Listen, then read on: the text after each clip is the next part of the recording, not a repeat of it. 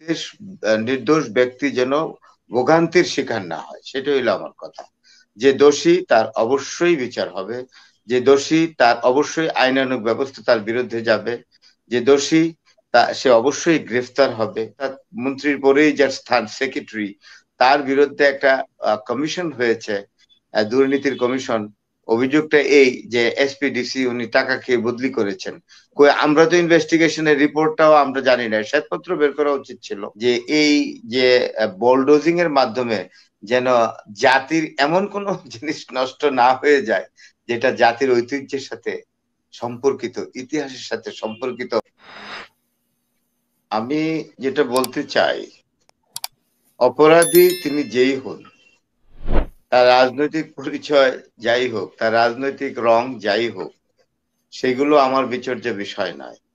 আমার বিচার্য বিষয় হলো যে ব্যক্তিটি, সেই ব্যক্তিটি যদি অপরাধী হয় তাহলে তাকে ডেভিল হিসাবে সংজ্ঞায়িত করা যায়, অন্য যে কোনো নেগেটিভ ওয়ার্ডে তাকে সংজ্ঞায়িত করা যাবে। এতে কোনো টার্মের মধ্যে কোনো কনফিউশন থাকবে না। আমার প্রশ্ন হলো যে যে সকল অপরাধগুলো সংঘটিত হয়েছে, যেমন হত্যা বলেন, গুম বলেন বা অন্যান্য যত ধরনের আপনার সমস্যাগুলো হয়েছে, অপরাধ সংঘটিত হয়েছে, সে অপরাধগুলো আসলে যারা অপরাধী তাদের বিরুদ্ধে আপনাকে ব্যবস্থা তো নিতেই হবে। তা না হলে আপনি প্রজাতন্ত্রকে টিকাবেন কিভাবে? প্রজাতন্ত্র তো টিকে থাকবে না। আমি যেটা মনে করি যে জুলাই আগস্ট বিপ্লব বলেন, আন্দোলন বলেন, এর ফলে যে রাজনৈতিক পরিবর্তন এসছে, এই পরিবর্তনের জন্য যে ব্যবস্থায় যাওয়া দরকার ছিল, প্রাথমিকভাবে সেই ব্যবস্থাটা নিতে দেরি হয়ে গেছে, এটা আমি অবশ্যই বলবো। যার পরিপ্রেক্ষিতে বিভিন্ন উপসর্গ তৈরি হয়েছে। প্রম্পট এবং তড়িৎ গতিতে যদি ব্যবস্থা নেওয়া হতো তাহলে যে যে জিনিসগুলো ঘটছে সেটার কিছুই ঘটতো না। তো যাই হোক, তবুও আমি বলি যে অপরাধীকে ধরার জন্য যে ব্যবস্থা সরকার নিয়েছে সেটা দেরিতে হলো আমি স্বাগত জানাই।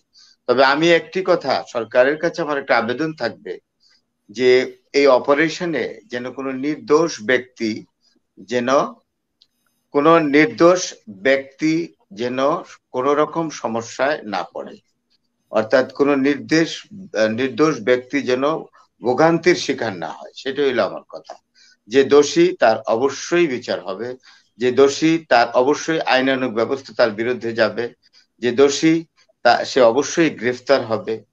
কিন্তু এই ডামাডোল যদি তৈরি হয়ে যায়, অর্থাৎ যে ব্যবস্থাটা যাওয়া হচ্ছে এতে যেন কোনো ডামাডোল তৈরি না হয়। ডামাডোল তৈরি হলে দেখা যাবে নির্দোষ ব্যক্তি কিন্তু বিপদগ্রস্ত হবে, প্রকৃত দোষী ব্যক্তি বেঁচে যাবে। আমার বক্তব্যটা থাকবে এটাই।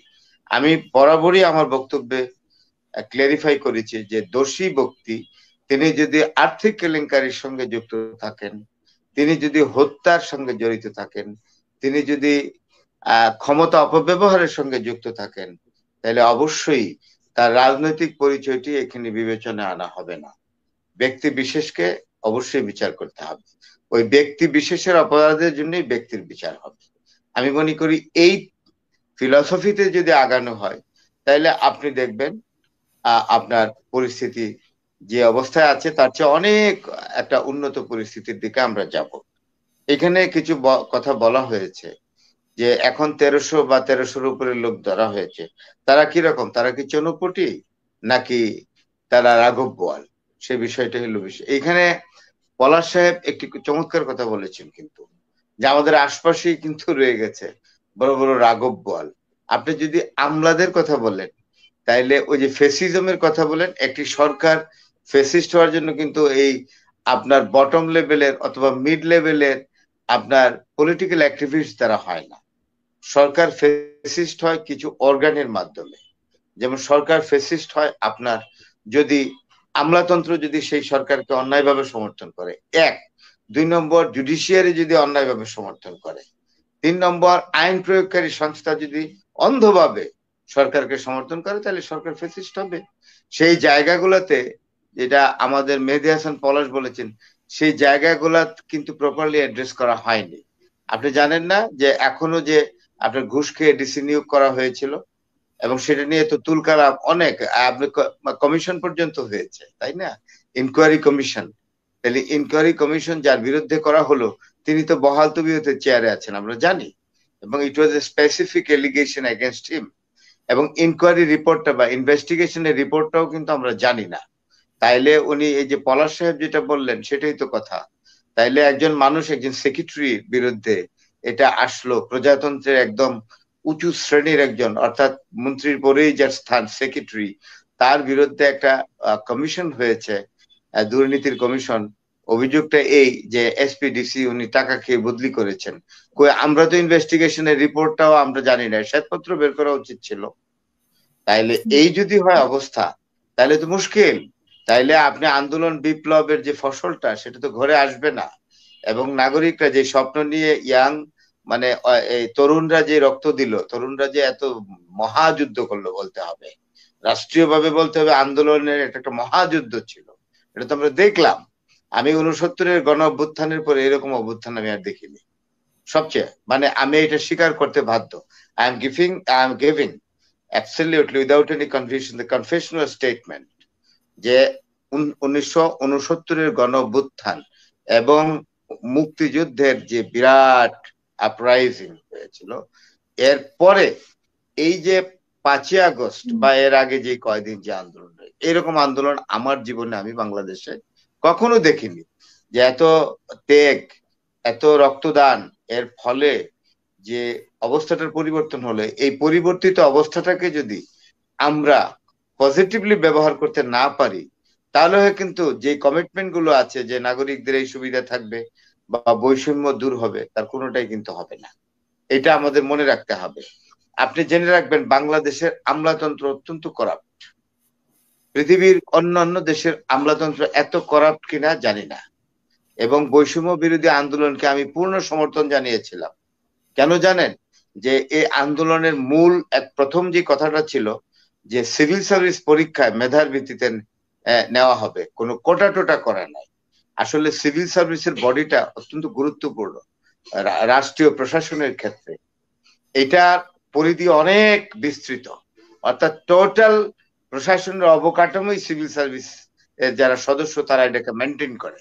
আপনি ফরেন সার্ভিসে দেখেন, এক্সটার্নাল অ্যাফেয়ার্স কন্ট্রোল করে যারা ফরেন সার্ভিসে গেছে, ট্যাক্স কন্ট্রোল করে যারা ট্যাক্সে গেছে, কাস্টমস, তারপরে অ্যাডমিন, তারপরে আপনার আরো যা আছে সবকিছু, আপনি পোস্টাল, তারপরে অডিট এন্ড অ্যাকাউন্ট, সবকিছুতে এগুলো মনে রাখতে হবে। তো আপনি যদি এইখানে অত্যন্ত মেধাবী ছাত্রদেরকে বা মেধাবী শিক্ষার্থীদেরকে না নেন, তাহলে আমলাতন্ত্র তো নাজুক হয়ে যাবে।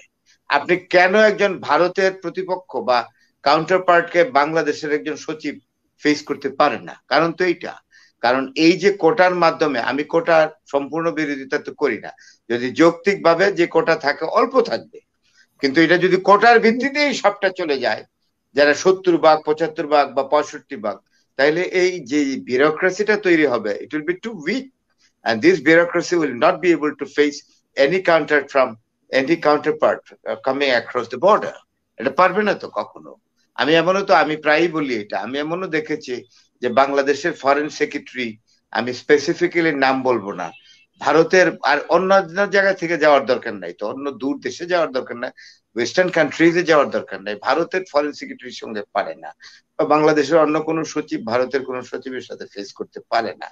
তার কারণ হলো কি, পরীক্ষা পদ্ধতিটা এই কোটার ভিত্তিতে, মানে কি যেন বলে, এই কোটা সেই কোটা করে আমলা যে ব্যুরোক্রেসির যে স্ট্রাকচারটা আমাদের দুর্বল হয়ে গেছে, এবং এটা মানে এই দুর্বলতা এতদিন যাবৎ চলছে, চলার ফলে আমলাতন্ত্রটাই দুর্বল হয়ে গেছে। এবং এইটা যে কোনো রাষ্ট্রের জন্য, আমাদের রাষ্ট্র ব্যবস্থার জন্য অত্যন্ত ঝুঁকিপূর্ণ। আপনি মনে রাখবেন, অত্যন্ত মেধাবী আমলা সহজে ঘুষ খায় না। আছে, ব্যতিক্রম থাকবে না কেন, কিন্তু তারাই যারা এই বিভিন্ন ধরনের প্রিভিলেজের ভিত্তিতে নিয়োগ পেয়েছে, তারা কিন্তু গিয়েই এটা শুরু করে দেয়, মানে এই ঘুষ খাওয়া, আর্থিক দুর্নীতি করা। আর্থিক দুর্নীতি প্রশাসনে ঢুকলে আর এই প্রশাসন থাকে না, এটা দুর্বল হতে বাধ্য। আগের ডেপুটি কমিশনারদেরকে দেখছি, ডিসি, আগের এসপি দেরকে দেখেছি, বিরাট পার্থক্য এখনকার মধ্যে। আমি যখন ভিক্টোরিয়া গভর্নমেন্ট কলেজে ইন্টারমিডিয়েট করি, এইটা দূর হবে আশা করি, মানে কোটা বৈষম্যের মাধ্যমে। না এটা কিন্তু আপনার, হ্যাঁ ঠিক আছে, দূর যে হবে ঠিক, এটা কিন্তু সময় লাগবে দূর হইতে। মানে কারণ এই যারা জন্য আপনি ইতিমধ্যে সাপোর্টিভ ছিলেন। এন্ডোর্স হয়ে গেছেন, যারা ইতিমধ্যেই চাকরি করছেন এইসবের ভিত্তিতে, তারাও তো রিটায়ারমেন্টে যাইতে যাইতে অনেক টাইম লাগবে। তখন এই অনেক মেধাবীরা যখন রিক্রুটেড হতে থাকবে, তখন মেধাবীরা গিয়ে তাদেরকে রিপ্লেস করবে। এটা ইট উইল টেক টাইম। তো আমি যেটা বলছি যে এই, আমি আমি যেটা বলছি, আমার যে বক্তব্যটা খুবই সহজ, যে আপনি যে স্থাপনা, আপনি যখন স্থাপনা কোনো ধ্বংস, এটা আমরা ইরাকেও দেখেছি, সাদ্দাম হোসেনের মূর্তি টেনে ফেলে দিয়েছে।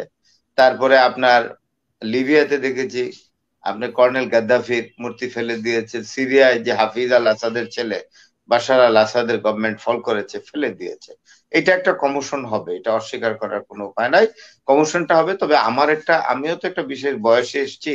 এখানে আমাদের একজন মুরব্বী স্যার আছেন, যিনি, হ্যাঁ, মুস্তফা সরোয়ার স্যার আছেন।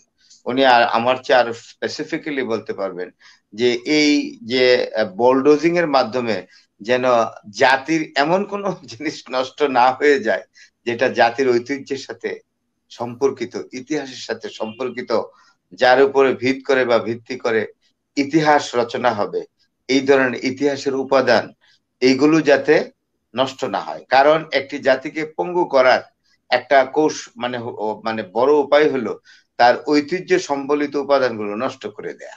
যেমন না, ইরাক যখন, এখন ঐতিহ্য হ্যাঁ, তো আপনার বিল্ডিং, বিল্ডিং ভাঙলে বিল্ডিং পাওয়া যাবে, কিন্তু মানুষ যে 2000 যে হত্যা হলো, কিন্তু সেই মানুষগুলোকে তো আমরা ফেরত পাবো না।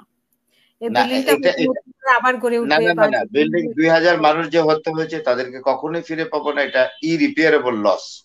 আর আমি কোনটা বলছি জানেন, ভিতরে যে ঐতিহ্যের কথা বলছি। যেমন, যেমন ঢাকার জাদুঘরে যদি আপনি জাদুঘরের বিল্ডিং ধ্বংস করলেন, বিল্ডিং বানানো যাবে, এটার ভিতরে তো অ্যান্টিক্স আছে, যেগুলো ইতিহাসের উপাদান। আমি ওই জায়গাটাই বলছি হাসিনা আপা, বুঝছেন? যে আমি যে বুঝতে এই পেরেছি। অসংখ্য এই ধন্যবাদ। জায়গাটা যাতে নষ্ট না হয়, এটা আসলে আমরা তাহলে ইতিহাস লিখবো কেমনে? নেগেটিভ, আপনি যদি ইতিহাসের যদি প্রকৃত ইতিহাস লিখতে যান, তাহলে ইনগ্রেডিয়েন্টস পেতে হবে, যেটা আমরা খনন কার্য করে প্রাচীন যুগের ইতিহাস লিখে মহেঞ্জোদারো, হরপ্পা, তক্ষশিলা, কাঞ্চি, নালন্দা, এগুলো আমরা কিভাবে হয়েছে, বয়নামতি, এগুলো তো এক্সকাভেশন বা খনন কার্যের মাধ্যমে, ডিঙ্গিং এর মাধ্যমে বের করেই তো লেখা হয়েছে। আমি বলেছি যে এরকম ক্ষোভের মাধ্যমে যেন এমন কোন গুরুত্বপূর্ণ ঐতিহাসিক উপাদানের কোনো ক্ষতি না হয়, আমি ওইটাই বলেছি। যদি অসংখ্য এখন ধন্যবাদ। আমাদের আমাদের স্যার যদি একটু শেষ করে, ডক্টর মুস্তফা সরোয়ার স্যার যদি ধরেন একটা জিনিস ইউজ করে, উনি একজন বিখ্যাত ব্যক্তি এই জাতির, ওনার একটা পার্সোনাল ব্যবহৃত জিনিস ইতিহাসের উপাদান হইতে পারে, এটা যেন ধ্বংস না হয়।